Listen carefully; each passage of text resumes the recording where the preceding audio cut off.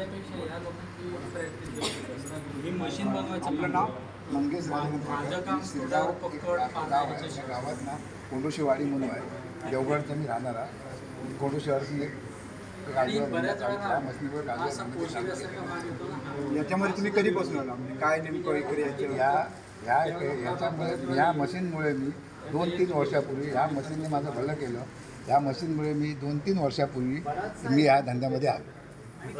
याचा तो उपयोग तुम्हाला काय होते, कसा होतो, काय नेमका फायदा होतो? ह्या मशीनीमुळे माझ्या हात खराब न होता किंवा मला काही इजा न होता मी ह्या मशीने मला अख्खा घर मिळतो. आणि ते साधारण तुम्ही तासाला किती करता? कमीत कमी मी तासाला 400 ते 500 काजू फोडून टाकतो आणि समोरची कोण लेडीज असेल ती तेवढी बाहेर काढतो. कमीत कमीत आम्ही 1.5 किलो काजू तासाला घर बाहेर काढतो.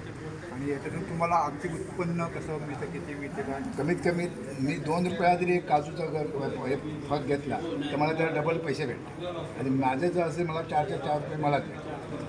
बरं, हे काजूचं मशीन इतरांना फायदेशीर आहे का? लोकांनी घ्यावं काय? लोकांनी खरोखर कोकणातल्या माणसांनी इकडे तिकडे भटकण्यापेक्षा हे मशीन घेऊन त्याचा फायदा होतो आहे. कारण माझ्याकडे काही नव्हतं, पैसाही नव्हता, काही नाही, तरी पण ह्या नंतर मला बराच पैसा मशीनमधून उत्पन्न तयार. हे तुम्हाला सुचलं कसं की हे मशीन घेऊन काम करायचं? मी यूट्यूबला बघता बघता मला उदय साहेबांचा मेसेज भेटला.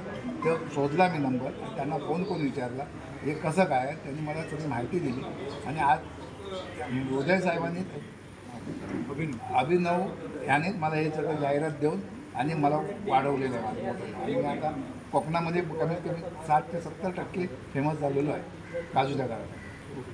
धन्यवाद.